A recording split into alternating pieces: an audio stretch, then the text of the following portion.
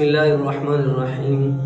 نحمدہ و نصلی علی رسولہ الکریم اما بعد فاعوذ باللہ من الشیطان الرجیم بسم اللہ الرحمن الرحیم محمد رسول اللہ وقال تعالی ولکن رسول اللہ وخاتم النبیین۔ سامعین محترم، آج آپ حضرات کے سامنے جس ٹاپک پہ گفتگو کرنی ہے وہ ٹاپک ہے عقیدہ رسالت اور مرزا قادیانی۔ کیونکہ پچھلے ٹاپک میں آپ کے سامنے مرزے کے عقائد، نظریات، توحید کے متعلق کہ عقیدہ توحید اور مرزا قادیانی کے متعلق گفتگو تھی کہ اللہ تعالیٰ کی ذات کے بارے میں مرزا قادیانی کے نظریات کیا تھے، اس حوالے سے پچھلے ٹاپک پہ گفتگو تھی۔ آج آپ کو مرزے کی زندگی کی دوسری حقیقت بتانے جا رہے ہیں عقیدہ رسالت کے حوالے سے کہ مرزا قادیانی عقیدہ رسالت کے بارے میں اپنا کیا موقف رکھتا تھا اور پھر بعد میں اس نے اپنا کیا نظریہ بنایا، امت کو کیا دکھایا، حقیقت میں کیا ہے، یہ آپ کے سامنے مختصر الفاظوں میں ایک حقیقت بھری اس کی کتاب سے آپ کے سامنے وضاحت کریں گے۔ لیکن تمہید کے طور پر آپ نے دو باتیں یاد رکھنی ہیں۔ یہ کوئی تعصب کی بنیاد پہ بیان نہیں ریکارڈ کیا جا رہا، بلکہ جو مرزا قادیانی نے اپنے نظریے کے متعلق اپنی کتابوں میں جو کچھ درج کیا ہے وہ آپ کے سامنے اشکار کیا جائے گا۔ اور دوسری بات کہ جس طرح توحید کے اندر کوئی بات اس کی حقیقت کے بالکل خلاف تھی جو بتائی جاتی ہے، جو حقیقت میں نہیں ہے، اور جو حقیقت ہے وہ نہیں بتائی جاتی، ایسے بیان رسالت کے بارے میں بھی ایسے ہے۔ جس طرح اللہ کی ذات کے اوپر ایمان لانا اور اللہ کی ذات کے ایک ہونے پر ایمان لانا ضروری ہے، ایسے ہی محمد صلی اللہ علیہ وسلم پر محمد اللہ کے رسول ہے اس بات پر جتنا ایمان ضروری ہے، ایسے ہی رسالت میں محمد اللہ کے آخری نبی ہیں اس پر ایمان لانا بھی ضروری ہے۔ اب یہاں پہ ابتدائی طور پر جو مرزا قادیانی کا جو نظریہ اور عقیدہ رہا ہے 52 سال، اس کے بارے میں ذرا آپ سن لیں کہ مرزا قادیانی رسول اللہ صلی اللہ علیہ وسلم کے بارے میں یہ کہا کرتے ہیں کہ جی آپ صلی اللہ علیہ وسلم آخری نبی ہیں اور آپ کے بعد کوئی نبی نہیں آئے گا، دروازہ نبوت کا بند ہو گیا ہے، اس کے بعد کوئی نیا یا پرانا نبی نہیں آئے گا۔ حمامۃ البشرا کے اندر انہوں نے اور کتاب البریہ کے اندر بھی اس نے یہ بات لکھی ہے وَلَٰكِن رسول اللہ وخاتم النبیین کے تحت کہ نبوت کا دروازہ بند ہو گیا اور اللہ کی شیان شان کے خلاف ہے کہ نبوت کو بند کرنے کے بعد دوبارہ جاری کیا جائے۔ تو اس کی ان تمام کتابوں کے اندر اگر نچوڑ نکالا جائے تو 52 سال مرزا قادیانی کا یہی نظریہ اور عقیدہ رہا ہے اور یہی کتابوں کے اندر درج ہے کہ آپ صلی اللہ علیہ وسلم آخری نبی ہیں، آپ کے بعد کوئی نبی نہیں آئے گا۔ آگے اس نے 4 باتیں اپنی کتاب کے اندر روحانی خزائن کے اندر انہوں نے یہی بات کی ہے کہ جو بندہ نبوت کا دعویٰ کرے اس کے بعد وہ لعنتی ہے، کافر ہے، مرتد ہے، خارج اسلام ہے۔ یہ اس کی بات کا خلاصہ ہے۔ اب ذرا دیکھتے ہیں کہ جب اس نے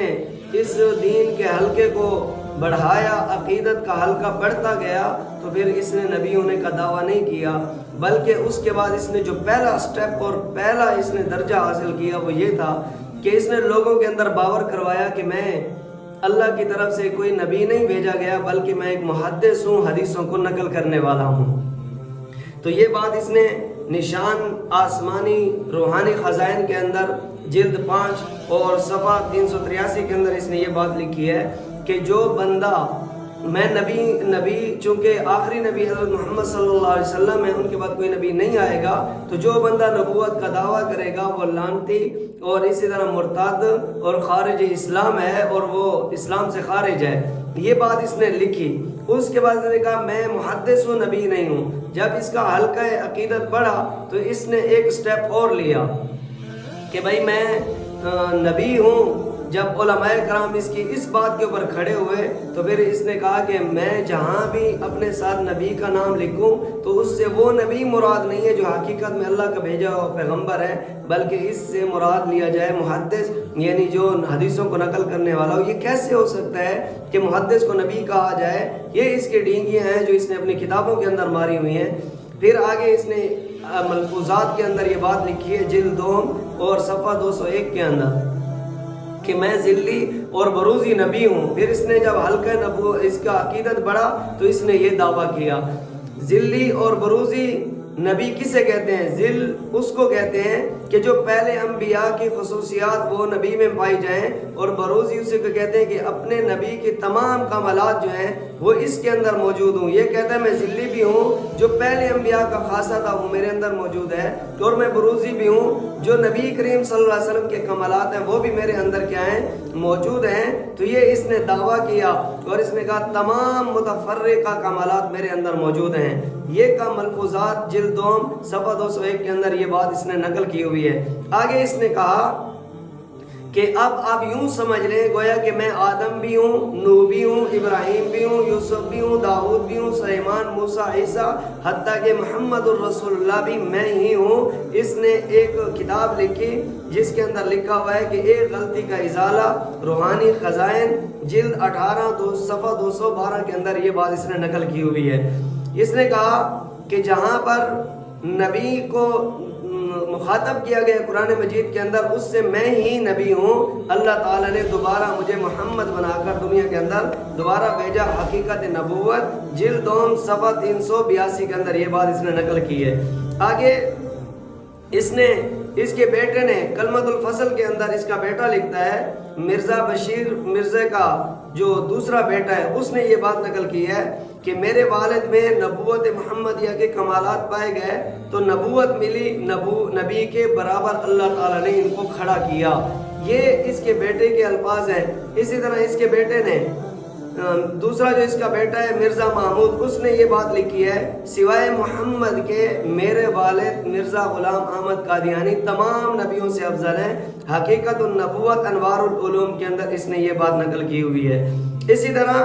اس نے ایک اور بات نقل کی، یہ کہتے ہیں کہ سورۃ کوثر میں کوثر سے مراد کثیر تعداد میں جو افراد ملیں گے وہ مجھے ملیں گے، اور سورۃ کوثر سے جو کوثر کا جو لفظ ہے یہ کثیر کی طرف اشارہ ہے، اور کثیر سے مراد بہت سارے امتی اور افراد ہیں جو کہ میرے امتی ہیں۔ یہ ہر سورت کا ترجمہ مطلب اور تشریح اپنی طرز عمل کے مطابق کر کے لوگوں کے اندر یہ گمراہی پھیلاتے ہیں۔ اور اسی طرح انہوں نے اپنے ایک اور بات بھی انہوں نے کی ہے